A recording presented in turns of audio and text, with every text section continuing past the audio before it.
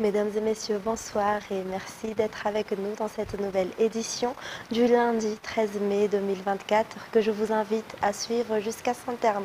On commence tout de suite par une actualité économique où la pièce d'or monétaire ayant la forme d'une pièce de 50 arrières et pesant 31,104 grammes est en vente à partir de ce jour à la Banque centrale.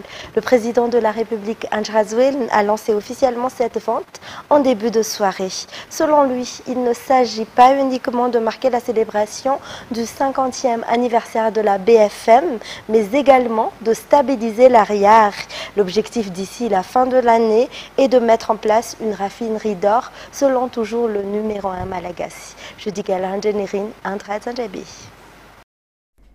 Dans le cadre de la célébration de son 50e anniversaire, la Banque centrale de Madagascar a lancé la première pièce d'or monétaire sous l'initiative du président Andry Rajoelina. Il s'agit d'une pièce de 31,104 grammes d'une valeur de 12 millions d'ariars, éditée en Turquie. L'or est un métal noble qui ne se déprécie pas, quel que soit son âge ni son état. Avant ce régime, aucun président n'a envisagé de créer une pièce d'or monétaire, mais grâce à l'audace du numéro 1 Malagasy, cela s'est réalisé, confirme la ministre de l'économie et des finances, Rabarnirinarssan Rinjasmbelu. De son côté, le président de la République Andry Rajoelina a soutenu que cette pièce d'or monétaire aidera à stabiliser la monnaie locale et améliorera l'économie malgache. Toujours dans son discours, il a réitéré que l'État envisage de transformer l'or localement pour augmenter sa valeur et pour lutter contre la contrebande et réduire les sorties de devises. Le numéro 1 malgache a également rappelé que Madagascar possède actuellement une tonne de réserve d'or. L'objectif est d'avoir au moins 4 tonnes de réserve chaque année.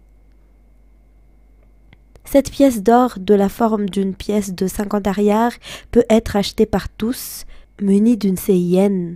L'inscription pour son achat se fait à travers le site de la BFM. Dans un tout autre sujet, 8 des 18 personnes impliquées dans l'exportation illicite de tortues et de lémuriens saisis en Thaïlande le 3 mai dernier ont été déférées aujourd'hui devant le PAC ou pôle anticorruption à 67 hectares. 3 personnes sont encore recherchées. 3 chefs d'inculpation pèsent sur ces suspects, à savoir infraction douanière, infraction environnementale et blanchiment de capitaux. Détails sur les images de Yves Janel. 8 personnes impliquées dans l'affaire de contrebande de 1076 tortues et 48 lémuriens saisis en Thaïlande le 3 mai ont été déférées devant le PAC ou pôle anticorruption ce jour. Une autre a été appréhendée ce matin et 3 autres sont toujours recherchées. À noter que 6 autres personnes ont été arrêtées en Thaïlande. Les suspects sont accusés d'infraction douanière, infraction environnementale et blanchiment d'argent. Selon le procureur au niveau du PAC, Rasuanta Élysée, le PAC est actuellement en train d'étudier leur dossier. Ces espèces endémiques ont été expédiées depuis Salari Baituléar à travers un bateau stationné au large qui est également recherché actuellement, explique le directeur général de la douane, Lankanazavan Ernest. Il appelle ainsi à la collaboration des responsables des côtes, à savoir le ministère de la Pêche et la Marine nationale, entre autres, pour la protection de nos côtes. Selon toujours les explications, ces espèces endémiques valent 3 millions de dollars et ont été vendues à 400 millions d'ariars. Elles attirent les touristes à visiter Madagascar. Ces individus encourent au minimum une peine de 5 ans d'emprisonnement. En attendant leur procès, ils sont en détention provisoire. Des discussions sont également en cours entre le gouvernement malgache et le gouvernement thaïlandais pour ramener ces tortues et lémuriens au pays.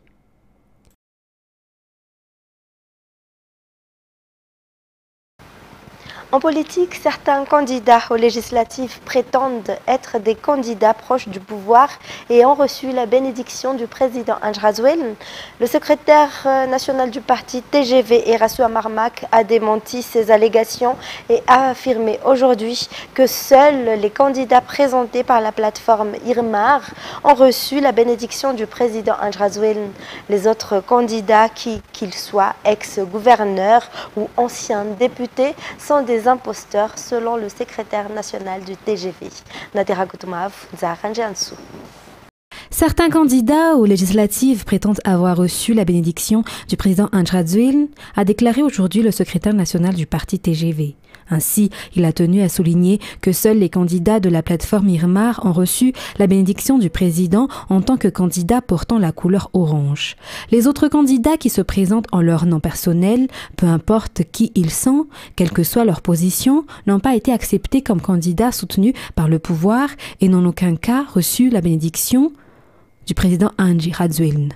Par ailleurs, il a ajouté que les candidats de la plateforme Irmar qui soutiennent le gouvernement actuel sont assurés de véhiculer la vision et le développement apportés par le président Andry Rajoelina et de pouvoir obtenir la majorité au sein du Parlement, car le développement du pays est la mission des élus sous la couleur de l'Irmar. D'autre part, le secrétaire national du parti TGV a confirmé que l'article 72 de la Constitution sera appliqué à tous ceux qui ne respectent pas les règles du parti à partir de maintenant, comme le cas de certains membres déjà déchus de leurs fonctions pour ce genre de comportement indigne vis-à-vis du parti et de son fondateur. Le secrétaire national Eraso Marmac a déclaré que le peuple votera pour un candidat sur la base de sa vision et de son programme de développement et non sur la base d'insultes comme le fait actuellement l'opposition. Ce dont le peuple a besoin, c'est la stabilité et non des actes de perturbation, comme l'opposition envisage de faire en essayant de briguer la majorité au sein du Parlement, selon toujours le gouverneur de la région d'Analamanque aujourd'hui. Et puis le ministère de la Justice a remis ce jour 25 ordinateurs au tribunal de première instance à Noucy.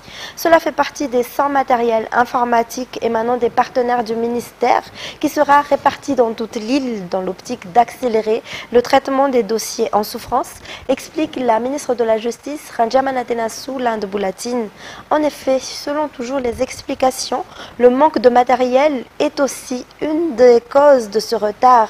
Elle a également soutenu qu'une task force sera mise en place auprès du tribunal de première instance à Noucy, car actuellement 50 000 dossiers sont en souffrance. Pour ce faire, l'effectif des greffiers sera renforcé. L'objectif est de traiter ces dossiers d'ici 5 à 6 mois. Également dans les actualités, 13 mai 1972, 13 mai 2024, le mouvement populaire qui avait fini par balayer le gouvernement du président Philibert Tirhanen fête ses 52 ans aujourd'hui. En mai 1972, des dizaines de milliers d'étudiants et des lycéens sont descendus dans la rue pour exiger des changements dans le système éducatif. Mais le mouvement, au départ constitué des revendications estudiantines, s'est amplifié pour devenir un mouvement social pour revendiquer la présidence du président en exercice après qu'une quarantaine de manifestants est tombé sous les balles des forces républicaines de sécurité ou FRS sur l'avenue de l'Indépendance le 13 mai 1972. Ce qui s'est passé à cette époque est resté aggravé dans la mémoire des jeunes. Jean-Claude Ranjamalal. Le 30 janvier 1972, Philibert Tirhanen était élu président de la République de Madagascar pour la 3e fois. Il avait obtenu 99,97% des voix. Le 22 février 1972, les étudiants de l'école de médecine de Befelatanen ont commencé à manifester, exigeant des changements et des améliorations au sein de l'éducation. Le 27 avril 1972, les étudiants des autres filières et les lycéens étaient venus étoffer les revendications en faveur d'un changement de système éducatif qu'ils jugent inadéquat pour les Malagasy, se font de plus en plus intenses. Le système éducatif malgache était encore hérité des colonialistes, même si Madagascar était déjà indépendant à cette époque. L'administration du président Philibert Tirhanen était vivement critiquée par les étudiants et les élèves en grève. Dans la nuit du 12 mai 1972, les étudiants soupçonnés d'être les meneurs de la grève ont été arrêtés. Ils étaient environ 400 étudiants à avoir été arrêtés et envoyés au bain de Nousilav, dans la région de Sofia.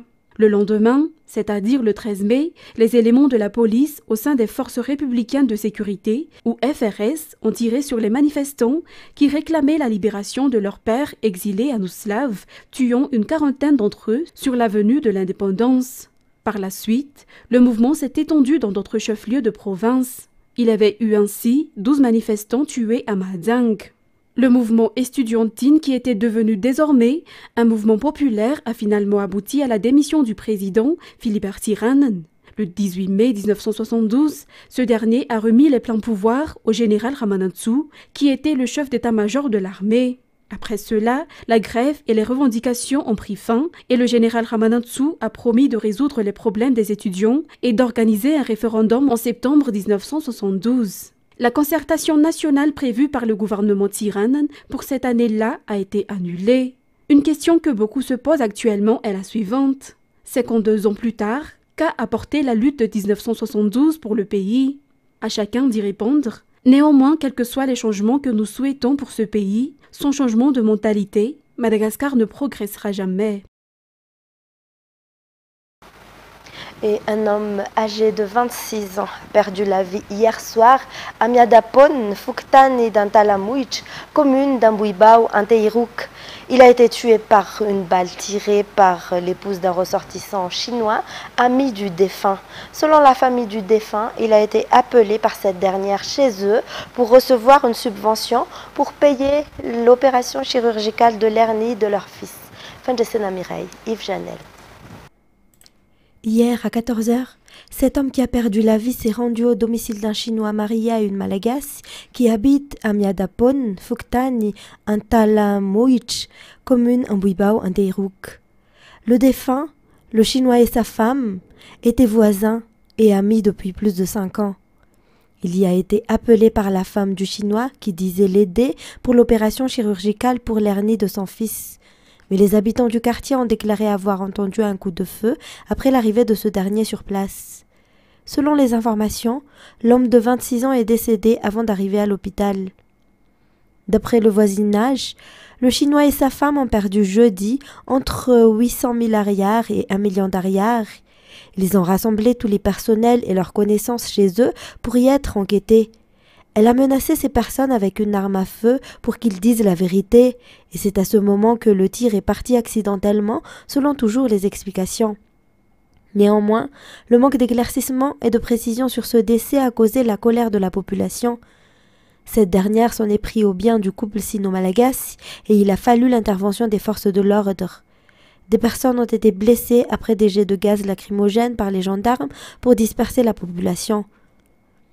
La famille du défunt exige que la vérité soit révélée sur la mort de leurs proches, qui a laissé un orphelin de 3 ans. La famille réclame également la prise en charge par le Chinois de cet enfant jusqu'à sa majorité. Elle appelle les différents responsables à voir de près cette affaire, car elle craint qu'il y ait des pratiques corruptives de la part des responsables de cet homicide.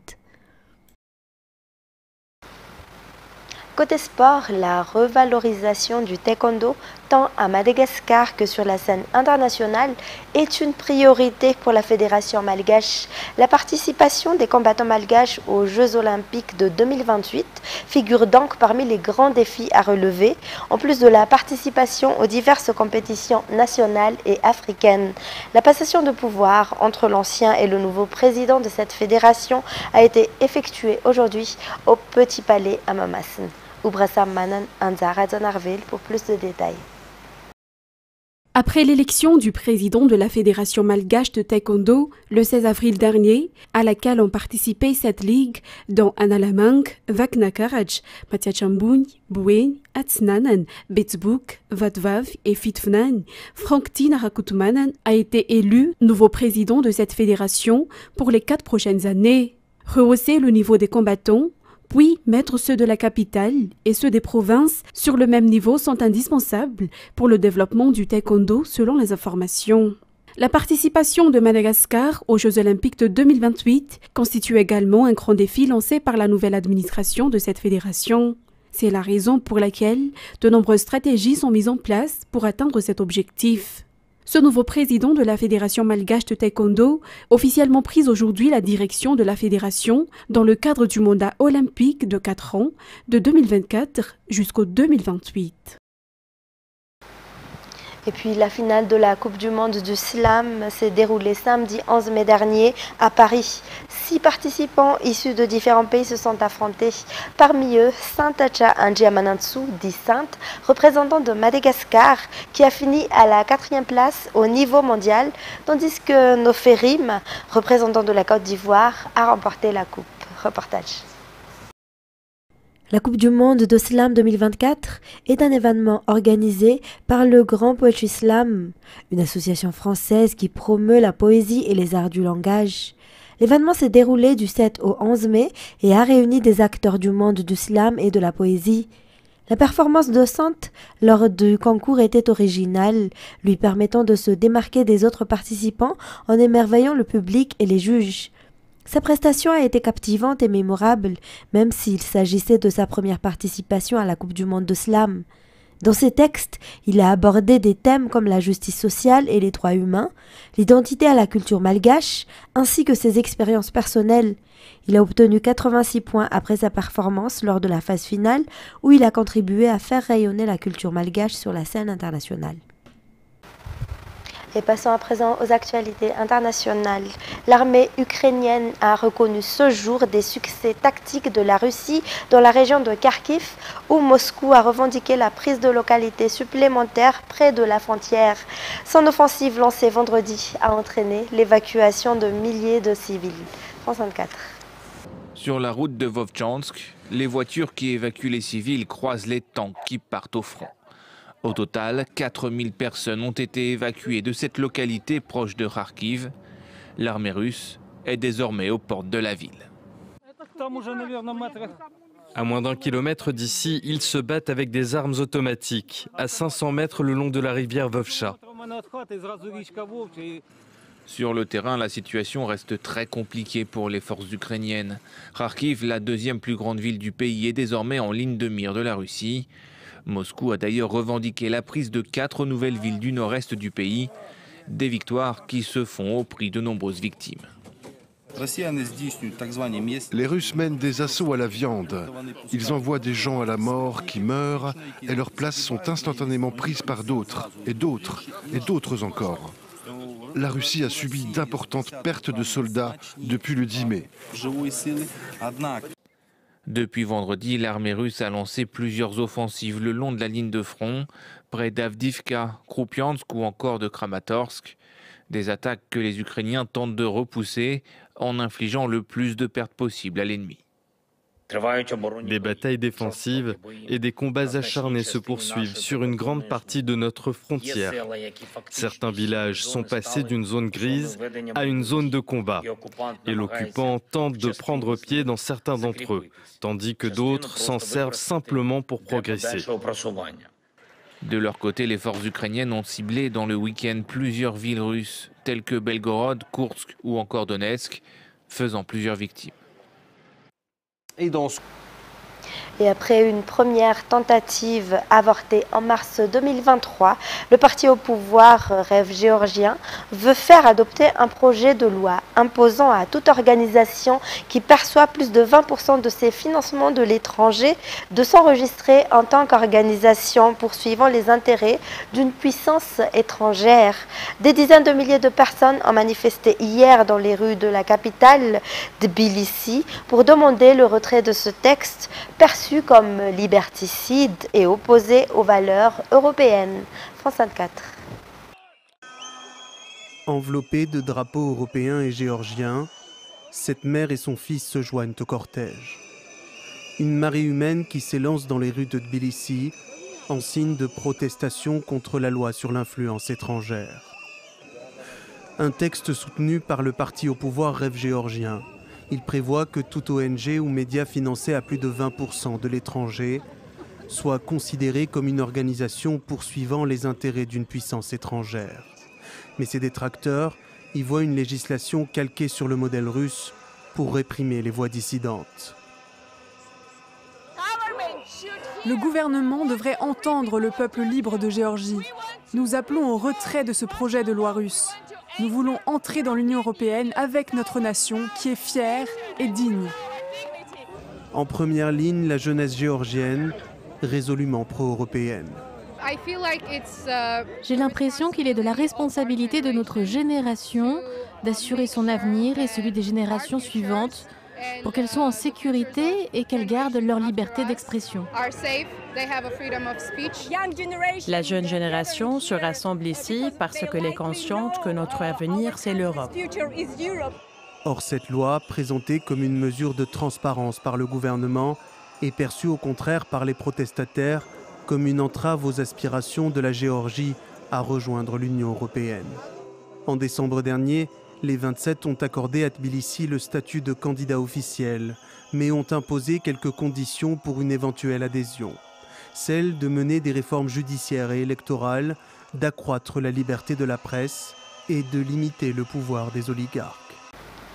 Pour terminer, l'évacuation de Rafah, ville située à l'extrême sud de la bande de Gaza, où s'étaient réfugiés plus de 1 million de Gazaouis, est en cours. Les déplacés sont évacués vers Der el-Bada, en bord de mer, où des familles entières doivent à présent vivre dans des camps de fortune installés dans une déchetterie à ciel ouvert. Les retardataires prennent le risque d'être tués dans les bombardements israéliens. France 24. Ce camp de fortune à Der el-Bala s'étend à vue d'œil au fil des jours. Les nouvelles tentes érigées en bord de mer accueillent désormais les déplacés de Rafah. L'afflux est incessant depuis l'ordre d'évacuation émis par l'armée israélienne. Ici, des familles entières vivent au milieu d'une déchetterie dans le plus grand dénuement. Abou Mohamed interpelle les organisations internationales sur le sort réservé à ses enfants, contraints de fuir le nord de l'enclave et à présent le sud, pour échapper aux raids israéliens. On a fui Rafah, mais on n'a trouvé aucun endroit où nous réfugier. Il n'y a pas assez d'espace pour tout le monde ici, pour accueillir tous les déplacés. Combien de personnes Der el-Bala, Nuseirat ou Mawazi peuvent-elles contenir? Comment ces villes peuvent-elles abriter les gens évacués du nord ou de Rafah? Ils devraient nous tuer, ce serait mieux pour nous, plutôt que de mourir à petit feu. La ville de Rafah était le dernier refuge pour la population de l'enclave palestinienne. Depuis mardi, l'armée israélienne y mène des incursions dans l'Est, malgré les mises en garde répétées de la communauté internationale. Les troupes ont également pris le contrôle du point de passage frontalier avec l'Égypte, bloquant une porte d'entrée névralgique pour les convois humanitaires. Conséquence, en une semaine, 300 000 Palestiniens ont évacué les quartiers est de Rafah, à pied, sur des carrosses ou dans des véhicules surchargés. L'ordre d'évacuation a été émis il y a une semaine, mais j'ai pris la décision d'évacuer aujourd'hui car la situation devient de plus en plus dangereuse et les bombardements se rapprochent. Nous ne savons pas où aller. Il n'y a plus aucun endroit sûr ou qui ne soit pas surpeuplé dans la bande de Gaza. Khan Younes et Der el-Bala sont saturés. Nous ne pouvons aller nulle part. Nous errerons sans destination précise. D'autres n'ont pas eu le temps d'évacuer. Leurs dépouilles finissent dans cet hôpital de Rafah, où le balai des ambulances est incessant. Mesdames et messieurs, c'était les essentiels de cette édition. Merci à vous de l'avoir suivi. Restez avec nous tout de suite après le film Frozen Empire. Quant à moi, je vous retrouve demain pour de nouvelles actualités. Au revoir et passez une excellente soirée sur Viva.